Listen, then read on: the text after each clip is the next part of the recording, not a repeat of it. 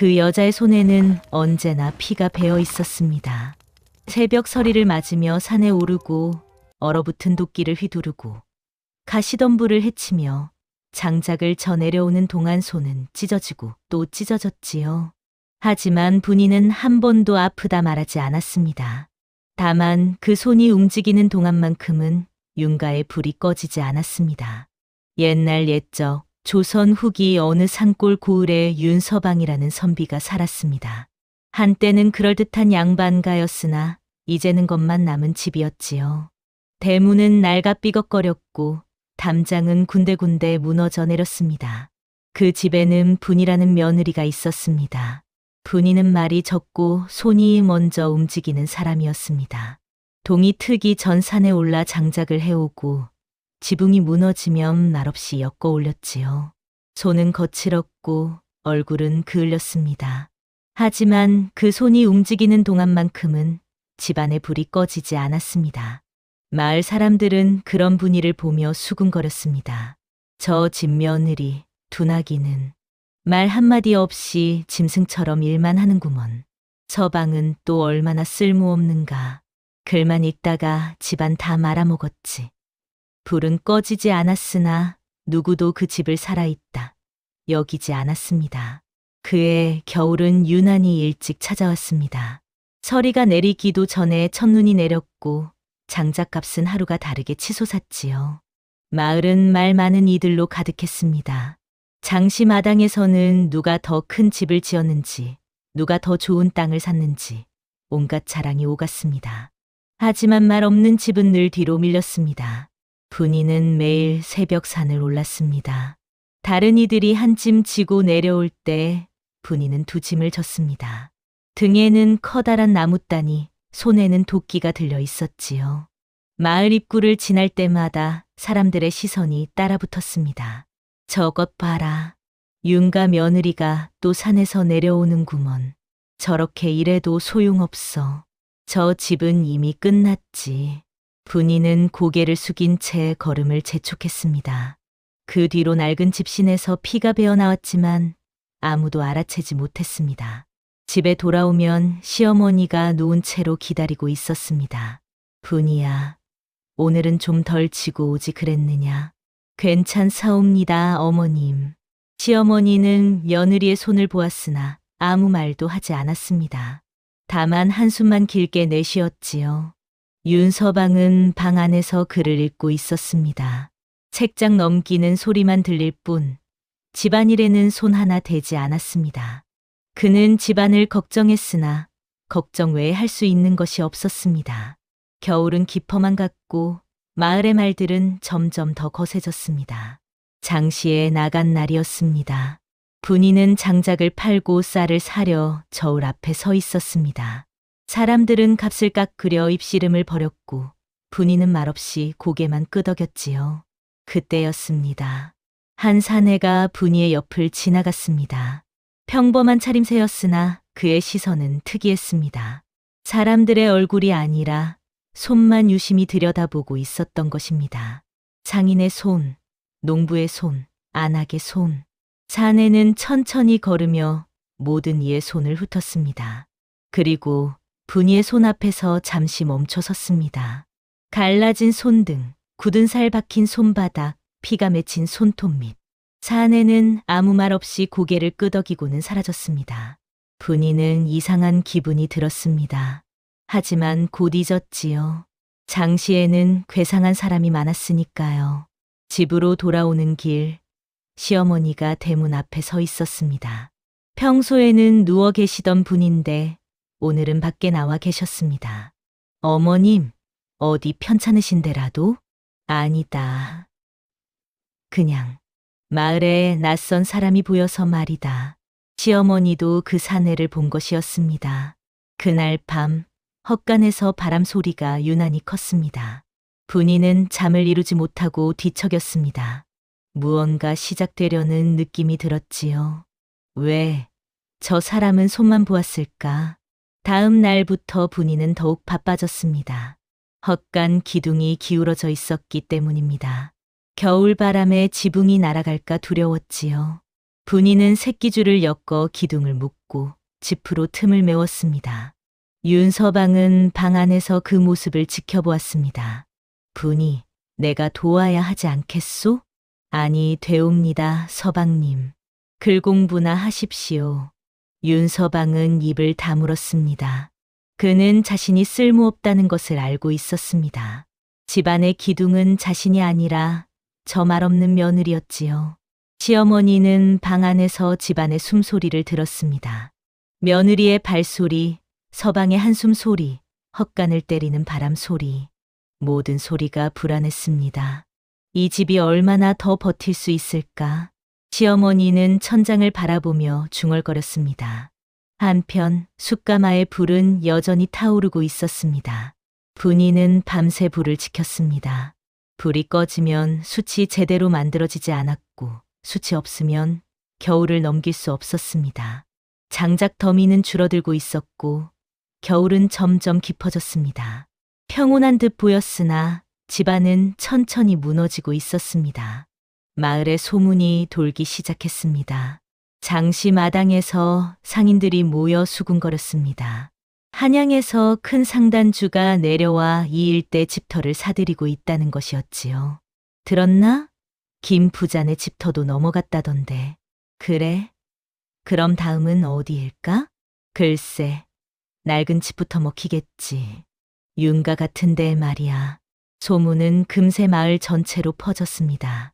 윤서방은 그 소문을 듣고 얼굴이 굳었습니다. 집터를 빼앗긴다는 것은 곧 삶의 터전을 잃는다는 뜻이었습니다. 어머님, 이 소문이 사실이옵니까? 모르겠구나. 하지만 불길한 예감이 든다. 분이는 아무 말도 하지 않았습니다. 다만 헛간을 바라볼 뿐이었지요. 헛간은 낡았지만 분이가 손수 고친 곳이었습니다. 그날 저녁 대문 밖에서 인기척이 들렸습니다. 분이가 나가보니 마을 이장이 서 있었습니다. 윤서방 계시오? 무슨 일이신지요? 상단주께서 이 일대를 둘러보신다고 하오.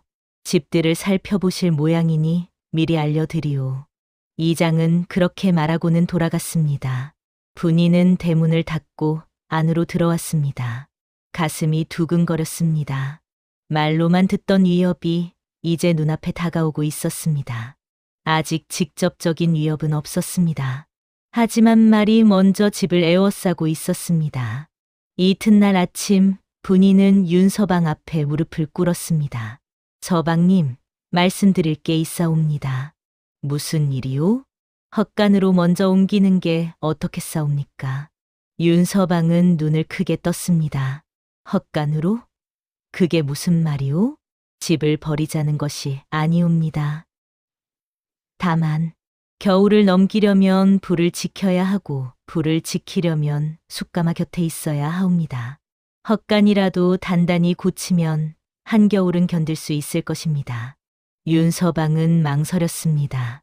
양반과 사람이 헛간에 사는 것은 체면이 말이 아니었습니다. 하지만 분이의 눈빛은 흔들림이 없었습니다. 알겠소. 그대 뜻대로 하시오. 그날부터 윤가 식구들은 헛간으로 옮겨갔습니다. 시어머니는 누운 채로 옮겨졌고 윤서방은 책 몇 권만 들고 따라갔습니다. 마을 사람들은 그 광경을 보며 비웃었습니다. 허허, 윤가가 완전히 망했구먼. 양반이 헛간에 산다니 꼴 좋다.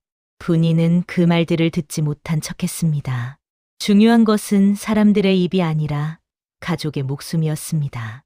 즉각적인 보상은 없었습니다. 다만 마을의 조롱만 커졌을 뿐이었습니다. 밤이 깊었습니다. 분이는 혼자 숯가마 앞에 앉아 있었습니다. 불꽃이 타닥타닥 소리를 내며 타올랐습니다. 추운 밤이었지만 불 안만큼은 따뜻했지요. 그때였습니다. 어둠 속에서 누군가 걸어 나왔습니다. 장시에서 보았던 그 사내였습니다. 손을 유심히 보던 그 사람. 사내는 분이를 보고도 말을 걸지 않았습니다. 다만 멀찍이 서서 불을 지키는 그 모습을 지켜볼 뿐이었습니다. 분이도 묻지 않았습니다. 두 사람 사이에 말은 없었습니다. 오직 불꽃 소리와 바람 소리만 흘렀습니다. 한참 후 사내가 천천히 돌아섰습니다. 그리고 어둠 속으로 사라졌지요. 분이는 그 뒷모습을 바라보았습니다. 저 사람은 누구일까? 왜 우리 집을 지켜보는 걸까? 하지만 곧 고개를 저었습니다. 중요한 것은 불을 지키는 일이었습니다. 분이는 다시 장작을 집어넣었습니다. 손은 거칠었고 손가락 끝은 얼어붙었습니다. 하지만 멈출 수 없었습니다. 이 불이 꺼지는 순간 모든 것이 끝나니까요. 사흘째 되는 날 눈보라가 몰아쳤습니다. 바람은 헛간을 흔들었고 지붕에 짚이 날아갔습니다. 시어머니는 추위에 떨었고 윤서방은 어쩔 줄 몰라 했습니다. 분이 지붕이 무너지겠소. 제가 올라가 보겠사옵니다. 안 돼. 위험하오. 하지만 분이는 이미 밖으로 나가고 있었습니다. 분이는 사다리를 타고 지붕에 올랐습니다. 눈보라가 얼굴을 때렸고 바람이 몸을 밀어냈습니다. 손은 곧 얼어붙었지요. 그래도 분이는 멈추지 않았습니다. 새끼줄을 묶고 짚을 엮고 기둥을 고정했습니다. 손이 찢어지고 피가 맺혔지만 입 밖으로 소리 한 번 내지 않았습니다. 한 시즌이 지나고 지붕은 다시 단단해졌습니다. 분이는 사다리를 타고 내려왔습니다. 손에서 피가 뚝뚝 떨어졌습니다. 시어머니는 그 손을 보고 눈을 감았습니다. 아무 말도 하지 않았지만 눈가에 눈물이 맺혔습니다. 윤서방은 처음으로 깨달았습니다.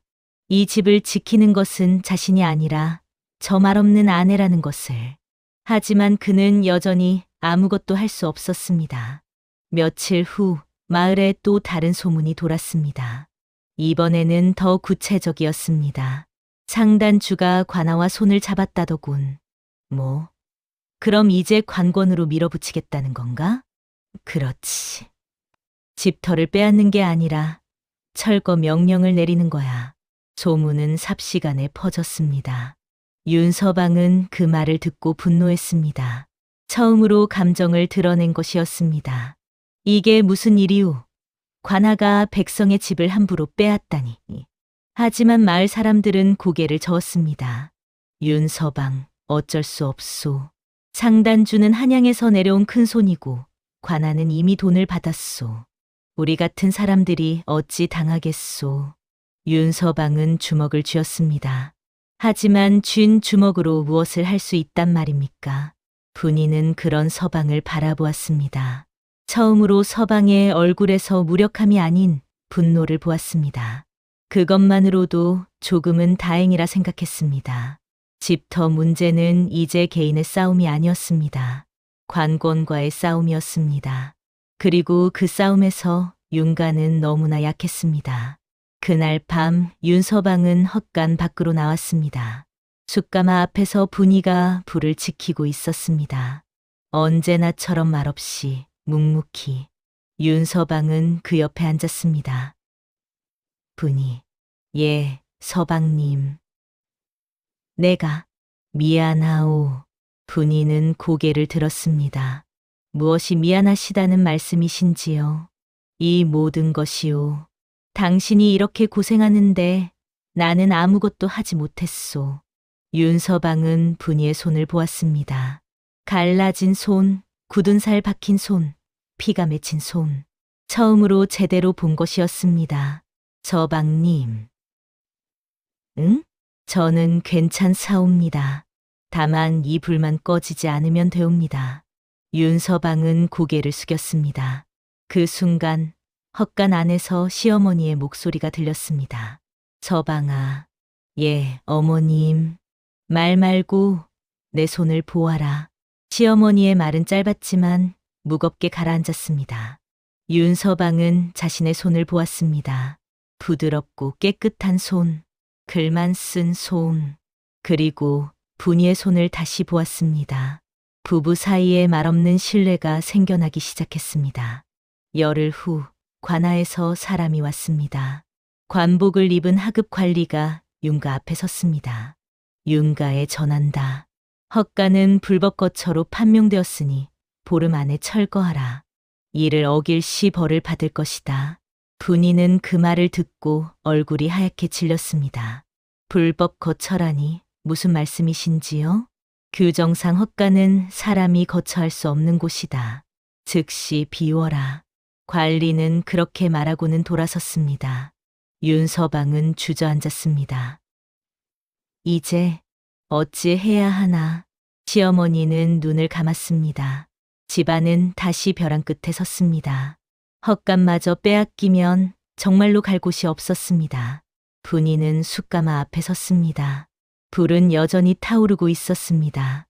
하지만 그 불을 지킬 곳이 사라지려 하고 있었습니다. 이제 정말 끝인가. 분이는 처음으로 두려움을 느꼈습니다. 하지만 손은 여전히 움직였습니다. 장작을 집어넣고 불을 지폈습니다. 멈출 수 없었습니다. 멈추는 순간 모든 것이 무너지니까요. 그날 밤 윤서방은 잠을 이루지 못했습니다. 방 안을 서성이다가 문득 아버지의 낡은 괴짝이 눈에 들어왔습니다. 혹시 윤서방은 괴짝을 열었습니다. 오래된 문서들이 쌓여 있었습니다. 집안이 몰락하기 전의 기록들이었지요. 하나하나 펼쳐보던 윤서방의 손이 멈췄습니다. 이게 아니냐? 관아와 윤가가 주고받은 문서였습니다. 땅 경계를 정한 기록, 세금을 낸 증명, 그리고 관직에 있던 아버지와 고을원님의 서신. 윤서방은 떨리는 손으로 문서를 읽었습니다. 그리고 그 끝에 찍힌 도장을 보았습니다. 이 도장, 어디서 본 듯한 문양이었습니다. 그때 문득 떠올랐습니다. 장시에서 본 낯선 사내, 그의 허리춤에 매달린 폐물. 그 폐물의 문양이 이 도장과 똑같았습니다. 저 사람이 누구인가? 윤서방의 가슴이 두근거렸습니다. 혹시 저 사람이 관아와 관련된 사람은 아닐까? 혹시 우리를 도울 수 있는 사람은 아닐까? 하지만 확신할 수 없었습니다. 윤서방은 문서를 조심스럽게 접어 품에 넣었습니다. 다음 날 아침 윤서방은 평소와 달랐습니다. 분이가 장작을 지고 오자 윤서방이 다가왔습니다. 분이, 내가 받겠소. 서방님, 이제 나도 해야 할 일이 있소. 윤서방은 처음으로 장작을 날랐습니다. 서툴렀고 힘들었습니다. 하지만 멈추지 않았습니다. 분이는 그런 서방을 보며 놀랐습니다. 서방님, 괜찮으시겠사옵니까? 괜찮소. 더 이상 숨지 않을 것이오. 윤서방의 눈빛이 달라져 있었습니다. 시어머니는 그 모습을 보며 고개를 끄덕였습니다. 늦었지만 다행이구나. 분이는 여전히 앞에 나서지 않았습니다. 하지만 손을 멈추지도 않았습니다. 헛간은 말없이 준비되고 있었습니다. 무엇을 위한 준비인지는 아무도 몰랐습니다.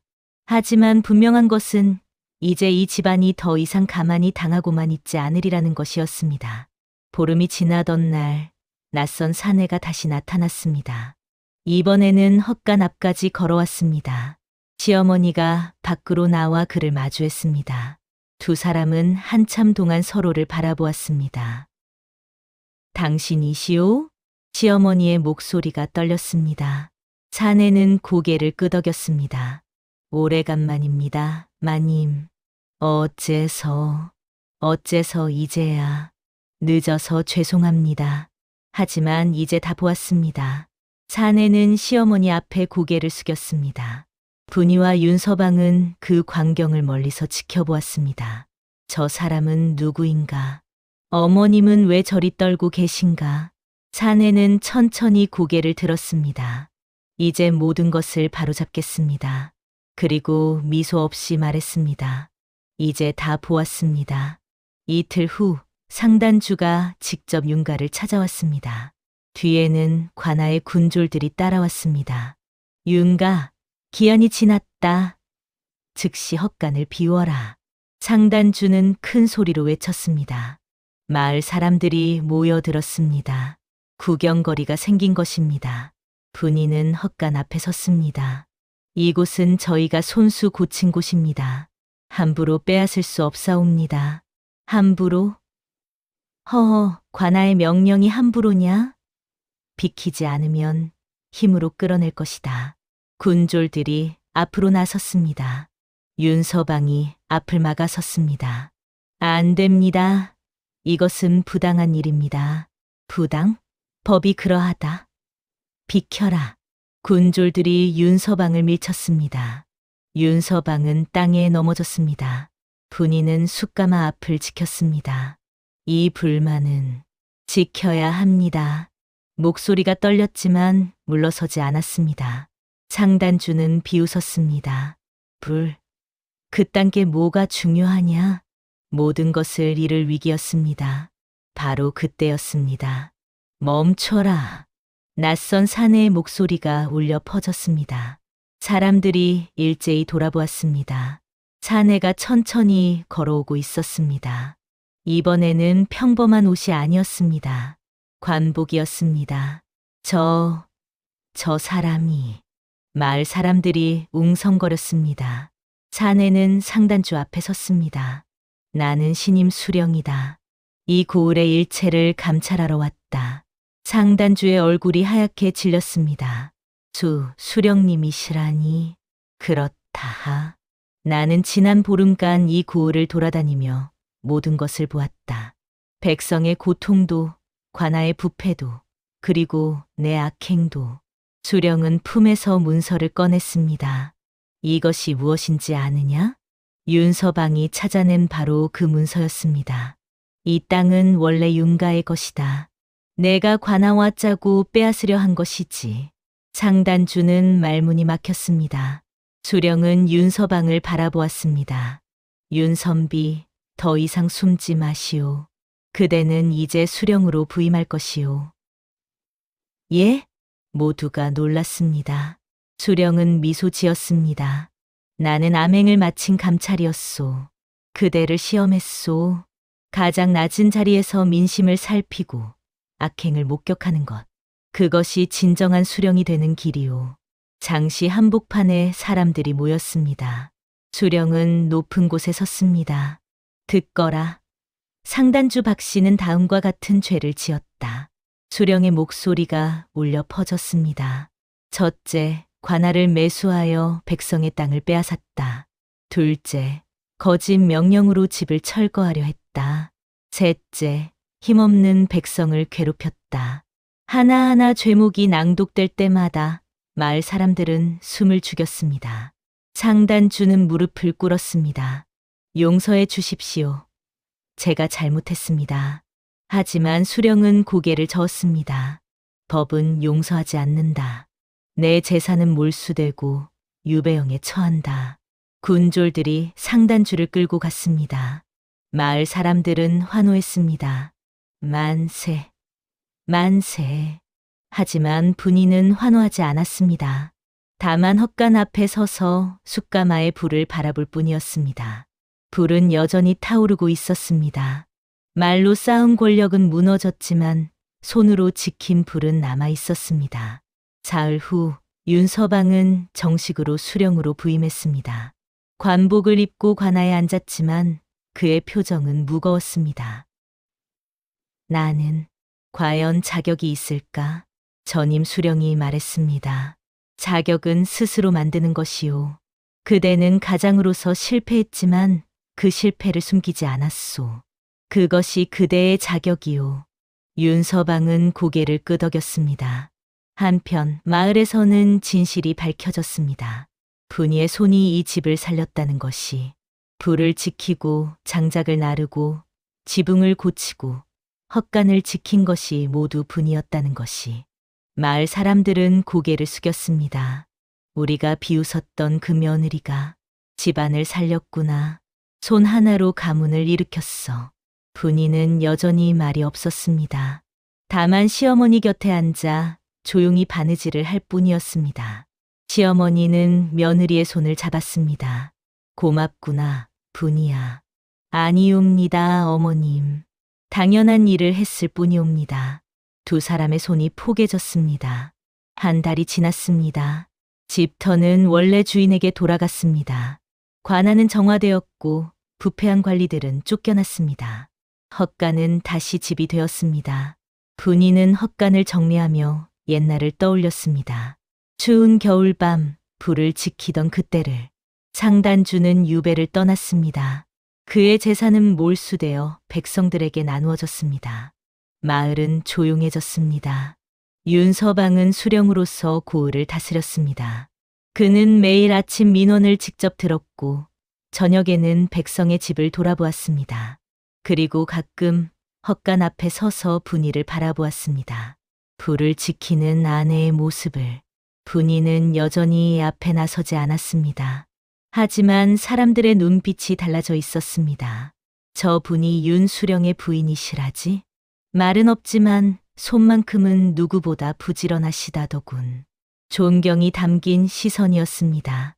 봄이 왔습니다. 분이는 다시 산에 올랐습니다. 이번에는 장작이 아니라 봄나무를 캐러 갔습니다. 손은 여전히 거칠었습니다. 굳은 살은 지워지지 않았습니다. 하지만 그 손은 이제 다른 의미를 가지고 있었습니다.